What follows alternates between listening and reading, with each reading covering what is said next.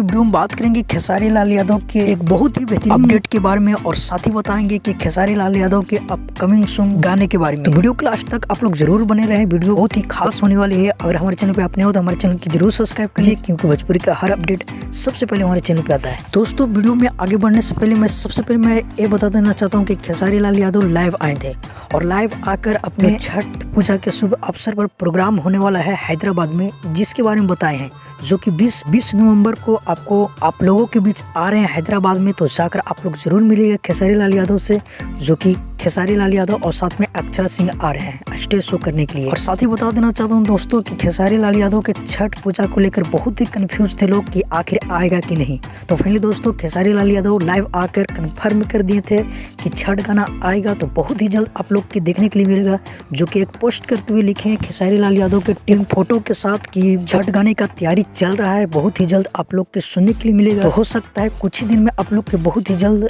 छठ गाने का पोस्टर को आउट किया जाएगा और बहुत ही जल्द गाने फिर सुनने के लिए मिलेगा।